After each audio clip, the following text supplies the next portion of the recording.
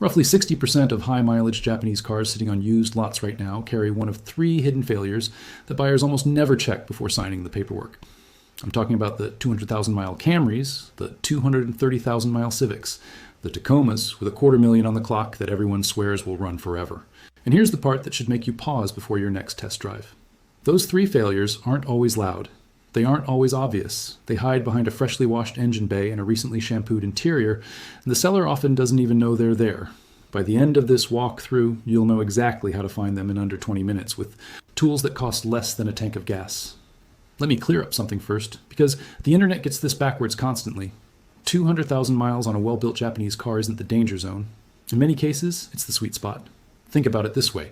The first owner ate the steepest depreciation, paid for the early electrical gremlins, replaced the original battery and brakes, and probably the alternator. By the time a Toyota 2.5-liter 4 or a Honda K series crosses the 200K mark, the weak components have usually announced themselves and been swapped out. What you're inheriting, if the maintenance was honest, is a drivetrain that's broken in but not broken down. The pistons are seated, the seals have found their seat, and the transmission has learned the previous driver's habits. A 200K Japanese engine that was treated right will often outlast a 90K German engine that was neglected. The trap isn't the mileage. The trap is buying a 200K car that was driven by someone who skipped oil changes, ran cheap coolant, ignored the check engine light for 6 months, and then traded it in the week before the head gasket let go. That's the car we're learning to spot today. I've inspected hundreds of used Japanese cars over the years, everything from base model Corollas to Lexus LX 470s with Safari rust, and the pattern is always the same. The cars that survive past 300,000 miles share three traits. They were warmed up properly, they had their fluids changed early and often, and they were driven, not parked. The cars that die at 180,000 usually have one common thread: sludge, or a slow coolant leak nobody chased down, or a transmission that started slipping 6 months ago and got managed instead of fixed. My job in this video is to hand you the exact checklist I run when I'm standing in a stranger's driveway with cash in my pocket, deciding whether this is the one or whether I'm walking. Save this video because you're going to want to pull it up the next time a deal looks too good. Here's the checklist, woven the way I actually run it in person. The very first thing I do before I touch a door handle is ask the seller not to start the car before I arrive. This is non-negotiable. A pre-warmed engine hides everything. When the engine's been running for 10 minutes, the oil is thin, the seals have expanded, the lifters are quiet, and any rattle that would have told you the truth has gone silent. So I show up, I put my hand on the hood, and if it's warm, that's already information. It means the seller has something to hide or something to hide from themselves. Cold start is your single most valuable diagnostic moment, and you only get one. When the key turns, listen for the first 2 seconds. A healthy Japanese 4 or 6 should fire and settle into a smooth idle almost immediately. What you're listening for is a top-end rattle, a sound like marbles in a coffee can, or like someone shaking a small jar of pennies. On Honda K-series engines from the mid-2000s through the mid-2010s, particularly in Civics, Accords, and CR-Vs, that rattle on cold start is the VTC actuator, the variable timing chain tensioner, starting to fail. A light tick that disappears in under 2 seconds is usually fine and common. A grinding, rolling rattle that lasts 3, 4, 5 seconds is the actuator wearing out, and replacing it isn't catastrophic, but it's a $400 to $900 job depending on the shop. On Nissan VQ engines, the 3.5-liter you find in Altimas, Maximus, Muranos, and 350Zs, that same kind of startup rattle tends to point toward a timing chain guide wear, which is a much bigger job, often $2,000 or more. Once it's idling, I pop the hood and I do something that takes 10 seconds and tells me almost everything. I unscrew the oil cap and I look at the underside. This is the cheapest, fastest health check you'll ever run on an engine. A healthy underside is clean, maybe a thin film of golden or honey amber oil, the metal visible underneath. What you don't want to see is a thick, dark brown coating that looks like stale coffee grounds packed into the bottom of a French press that nobody cleaned for a week. That's sludge. Sludge is what happens when oil gets cooked too long, when changes were skipped, when cheap conventional oil was used, in an engine that needed synthetic, or when short trips never let the oil get hot enough to burn off moisture. On the 2AZF-E engine, the 2.4-liter 4-cylinder Toyota put in millions of RAV4s, Camrys, Scions, and Solaris from roughly 2002 through 2009, sludge is a known issue, and so is oil consumption.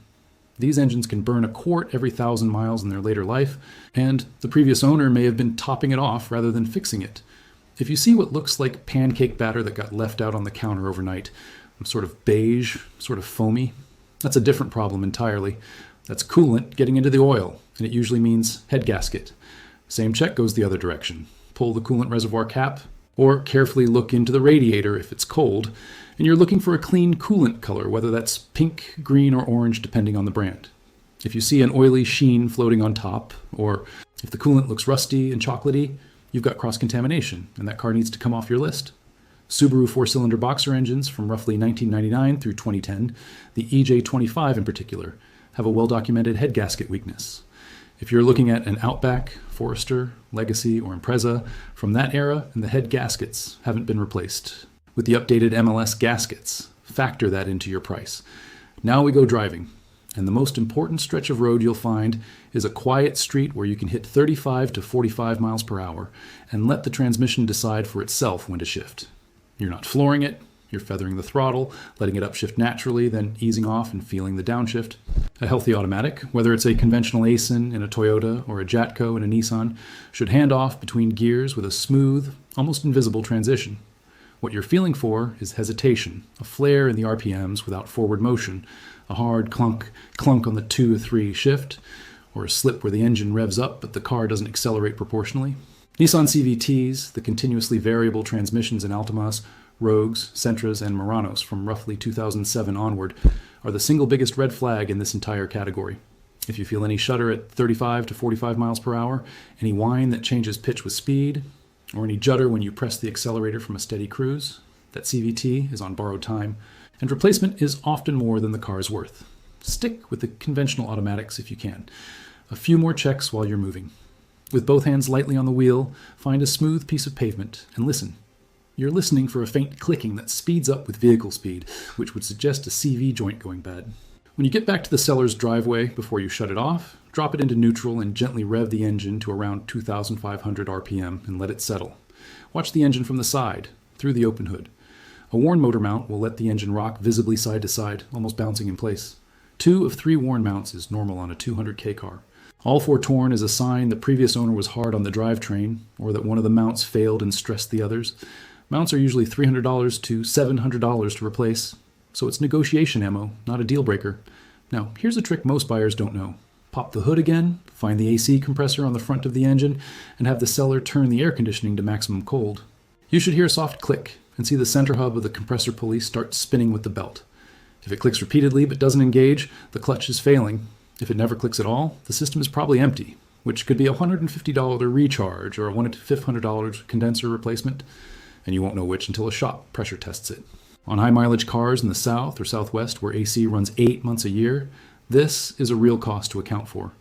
Then we crawl underneath, and yes, you should crawl underneath, or at least kneel and shine a flashlight. On Toyota and Honda body-on-frame trucks and older unibody cars, particularly anything that lived in a salt belt state, you're inspecting the frame rails for rust at the welds. Tacomas from the late 90s through the mid-2000s had a famous frame rust recall, and many were bought back, but plenty are still on the road. Take a small screwdriver and gently press against any rust scale you see on the rails. If the metal flakes off and the screwdriver pokes through, the frame is structurally compromised and that truck is finished. Surface rust that's solid underneath is normal and fine on a 200K vehicle from Michigan or Pennsylvania. While you're under there, look at the CV boots, the black rubber accordion style covers at the inner and outer ends of the front axles.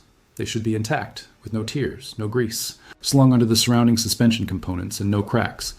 A torn CV boot means dirt is getting into the joint, and once that happens, the joint is on its way out. New boots installed in time are cheap, $200 a side. Replacing the whole CV axle assembly later is $400 to $600 a side. So a torn boot is a negotiate $500 off finding, not a walkaway. Let me describe what a really ugly engine looks like, because if you've never seen one, your brain won't register the danger when you do. Picture pulling that oil cap, and instead of seeing metal, you see a thick crust that's about the color and texture of old dark chocolate that got left in a hot car. It's not liquid, it's not solid, it's somewhere in between, with chunks visible. The dipstick comes out, and the oil isn't amber or even dark brown, it's nearly black with a grainy quality to it. When you wipe the dipstick on a clean rag, the rag doesn't get a clean smear of oil, it gets a smeared, gritty residue, almost like wiping ash. That's an engine that's been running on neglected oil for tens of thousands of miles. The bearings inside are wearing, the variable valve timing solenoids are clogged, the oil pickup screen at the bottom of the pan is probably half blocked. That engine might run for another month or another 2 years, but it's living on borrowed time, and no inspection can tell you exactly when. Compare that to a healthy 220,000-mile engine I looked at last spring. The oil cap underside was almost silver, just a thin amber film. The dipstick pulled clean, honey-colored oil, slightly darker than new, but translucent. The valve cover, when I peeked through the oil cap with a small flashlight, showed clean aluminum, no varnish, no carbon crust. The previous owner had a folder, and inside that folder were 31 oil change receipts spanning 12 years. That car ran like it had 80,000 on it. That's the difference. Same engine, same miles, completely different future. Now, you're going to encounter pushback. Sellers, both private and dealer, have a script when buyers start poking around like this. The most common one is, "I just had it serviced, you don't need to do all that." Politely, firmly, you do the checks anyway. A real service won't show up on the oil cap underside in one change. Sludge takes 100,000 miles to build and one oil change doesn't fix it.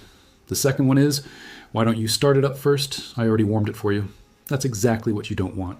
Tell them you'd like to do a cold start because it's how you've always inspected cars. And if they push back, that's a flag in itself. The third one is the time pressure play. I've got another buyer coming in an hour. There's always another buyer coming in an hour. Take your time, do the inspection, and if you lose the car, you didn't lose the car.